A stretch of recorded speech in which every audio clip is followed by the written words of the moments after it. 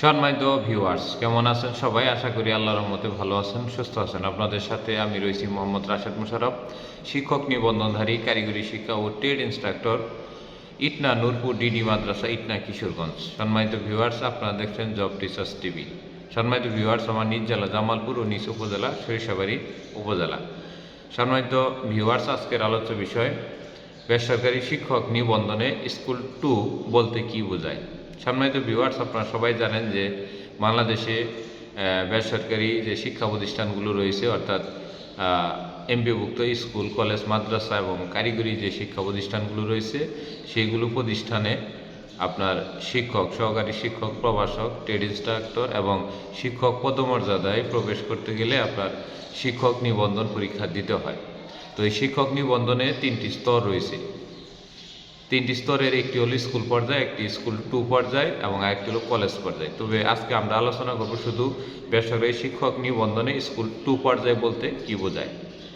সম্মানিত ভিউয়ার্স, বেসরকারি শিক্ষক নিবন্ধন ও প্রত্যয়ন কর্তৃপক্ষ NTRCA, এই NTRCA প্রতি বছর একটি করে শিক্ষক নিবন্ধনের সার্কুলার প্রকাশিত করে, যেখানে সর্বনিম্ন ইন্টার পাস থেকে শুরু করে মাস্টার্স পাস এবং ডিপ্লোমা পাস, বিএসসি পাস সমমান পাশে আপনার আবেদন করা যায়। তবে সেক্ষেত্রে স্কুল 2 বলতে যে 4টি পদকে বোঝানো হয়ে থাকে। একটি হলো ট্রেড ইনস্ট্রাক্টর, যারা এসএসসি ভোকেশনাল শাখার কারিগরি শিক্ষক হিসেবে পরিচিত।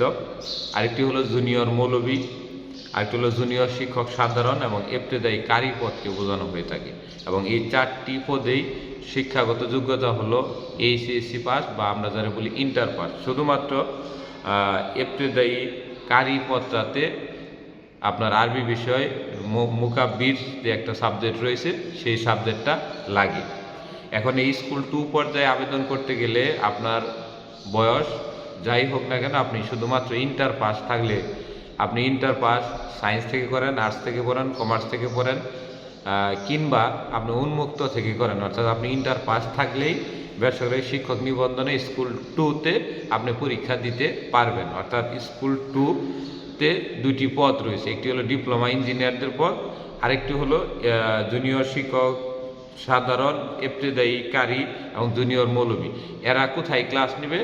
এরা ক্লাস নেবে মাদ্রাসা, যেগুলো দাখিল মাদ্রাসা স্তর রয়েছে, সেগুলো স্তরে আপনার 1ম থেকে 5ম শ্রেণী পর্যন্ত, যেটা আমরা ইবতেদায়ী স্তর বলে থাকি। অর্থাৎ ইবতেদায়ী স্তরের জন্য জুনিয়র মৌলবি, জুনিয়র শিক্ষক এবং ইবতেদায়ী কারি, এই 3টি পদ স্কুল 2 পর্যায়ে নিবন্ধন দিয়ে আসতে হয়।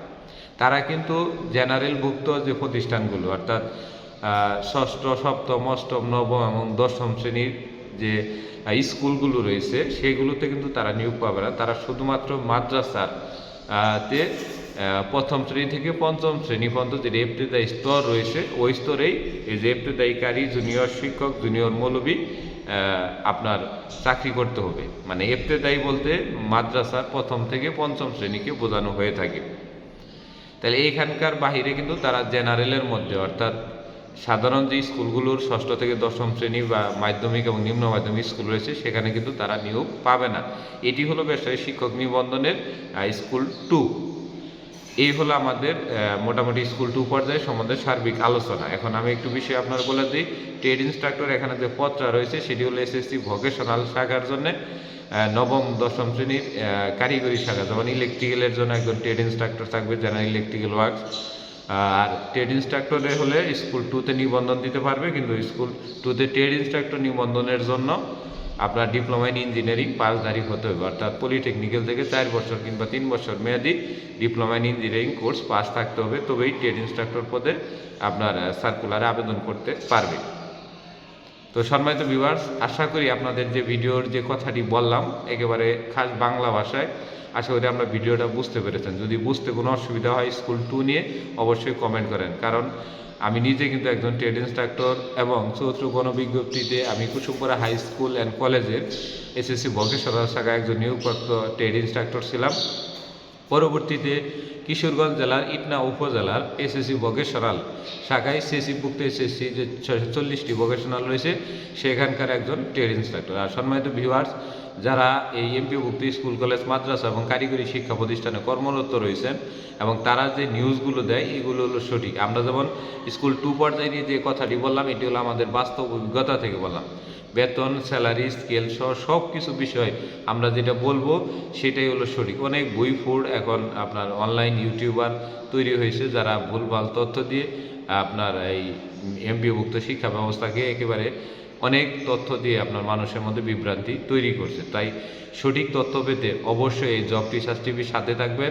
একজন এমপিওভুক্ত স্কুল কলেজ মাদ্রাসা এবং কারিগরি শিক্ষা প্রতিষ্ঠানে কর্মরত কিংবা অবসরে যাওয়া ব্যক্তি ছাড়া কারো ইউটিউব ভিডিওতে ওই ধরনের সোর্স, যেগুলো সোর্স একেবারে প্রতিষ্ঠান বিষয়ক, ওইগুলো বিশ্বাস করবেন না।